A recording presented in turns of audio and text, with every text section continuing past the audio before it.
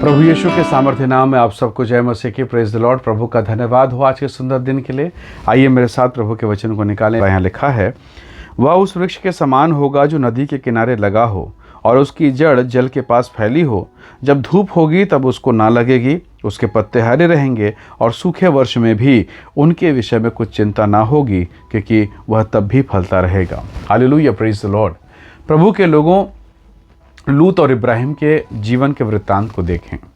लूत ने सदोम और अमोरा के सिंचित हुए जगह को देखा। हरा भरा जगह है, हरा भरा, बहुत कीमती, बहुत उपजाऊ। और वो अपने चाचा से यानी इब्राहिम से, जो आशीषित है, जो वाचा का पुरुष है, उससे लड़ता झगड़ता है। संसार की संपत्ति के कारण लड़ाई झगड़े हो जाते हैं, उनके चरवाहों के कारण। और अब वो अपने चाचा से अलग होकर वो सदोम और अमोरा में रहता है। सुंदर पत्नी उसने ब्याह ली, सुंदर सुंदर बच्चे। और अभी भी इब्राहिम परमेश्वर के क्षेत्र में है, प्रभु के अनुग्रह के क्षेत्र में है, पथरीली जमीन पर है। अब जरा सोचिए कि लूत जब वो हरी भूमि को देखा होगा, उपजाऊ जमीन को, क्या इब्राहिम ने नहीं देखा?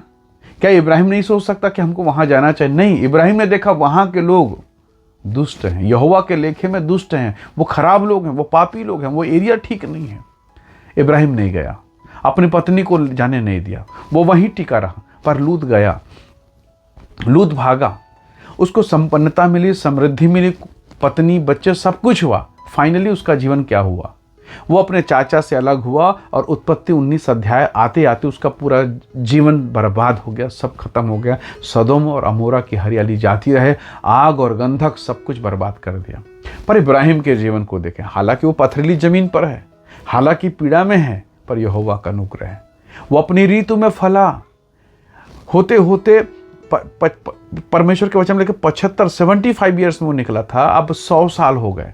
होते होते एक बेटा मिला, इसहाक, हंसी और आनंद। Praise the Lord.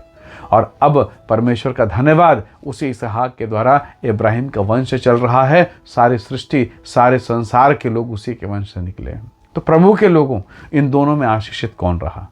सांसारिक रीति से वो व्यक्ति तो बहुत हरे भरे जगह पर था, अच्छी पत्नी, अच्छे बच्चे मिले, पर अंत में क्या वो आशीष में रहा? नहीं, अंत बहुत कष्टदायक, पीड़ादायक, नाग दौना सा कड़वा। पर इब्राहिम, उसके जीवन को देखे, पथरीली जो जमीन है, पत्नी बांझ है, घर में निराशा है, सगा भतीजा छोड़ के चला गया और मानो दुख का पहाड़ टूट गया। कैसे लगा होगा? पर फाइनली देखिए, अंत में देखिए, वो आशीषित है। आज आप पथरीली जमीन का शायद सामना कर रहे होंगे, शायद पथरीला जीवन होगा, लोगों ने त्याग दिया, अपने लोगों ने तिरस्कार किया, आपको छोड़ के चले भी गए होंगे। कोई आपकी तरफ देख नहीं रहा है, रिश्तेदार परिवार आपको देख के मुंह मोड़ लेते होंगे, आपका फ़ोन जाता होगा, उठाते नहीं होंगे, कई प्रकार की पीड़ा से होकर गुजर रहे हैं। पर अंत, ये तो वर्तमान है, अंत क्या आपने देखा? अंत में आपके रिश्तेदार, आपके लोग देखेंगे, आप आशीषित रहेंगे। इब्राहिम के चरवाहे उससे अलग हो गए। कई लोगों ने देखा होगा, ओह, इब्राहिम का जीवन बेकार है, वो बस यहोवा यहोवा परमेश्वर बोलते रहता, आज तक हुआ गया कुछ नहीं। बताता है भाई कि उसका बेटा होने वाला है, पता नहीं उसके बेटे का। पत्नी तो और बूढ़ी होते चली जा रही है, चेहरे तो और लटक गए हैं, गालों में झुर्रियाँ हो गए, अब तो आंखों में झाई हो गया, अब तो वो बुढ़िया हो गई, अब तो मरने की दशा में है। 90 साल में कहाँ से बच्चा? प्रभु का धन्यवाद, प्रभु ने दिया। हालेलुया, परमेश्वर ने दिया। तो प्रभु के लोगों, जब संसार के लोग, यहाँ तक कि आपको भी लगेगा आप कुछ नहीं हो सकता, परमेश्वर उसी समय अपनी महिमा को प्रकट करेगा। प्रभु के लोगों, बहुत बार जब हमारे मन में यह निश्चय हो जाता ना, कुछ नहीं हो सकता, हम भागते हैं, हम दूर हट जाते हैं, प्रार्थनाएं बंद हो जाती हैं। और शैतान इसी समय का इंतज़ार कर रहा है आपके जीवन में कि आप डिक्लेयर कर दें कि कोई परमेश्वर नहीं, कुछ आशा नहीं, कुछ उम्मीद नहीं। शैतान इसी के इंतज़ार में बैठा है, आपको निराश करते करते। लेकिन जिस दिन आपने विश्वास कर लिया कि यीशु ही मेरा भरोसा है, यीशु ही मेरा उत्तर है, शैतान को भागना पड़ेगा, इन परिस्थितियों को भागना पड़ेगा, इन दशाओं को आपके जीवन से निकलना पड़ेगा।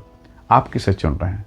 प्रभु का वचन कहता है, जिसकी जड़ें जल के सोतों के पास है, जिसकी जड़ें जल के पास पहुंच चुकी है, वो अपनी ऋतु में फलेगा।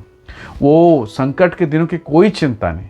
यीशु ने कहा, जीवन का जल मैं हूँ, जो मुझे पिएगा, अनंत जीवन की नदियाँ, जो मुझ पर विश्वास करेगा, जीवन जल के सोते बह निकलेंगे। हालेलुया। प्रभु के लोगों, हमको संसार में, लोगों में, राजनीतिक स्तर पर या सामाजिक स्तर अपनी पकड़, अपनी जड़ को मजबूत नहीं, परमेश्वर में अपने जड़ को मजबूत करना है, ताकि सहायता के समय, दुख के समय, पीड़ा के समय हमारी सहायता सेनाओं की यहोवा की ओर से हो। प्रभु आपकी सहायता करेगा। आप हरे भरे रहेंगे, कुम्हलाएंगे नहीं, मुरझाएंगे नहीं।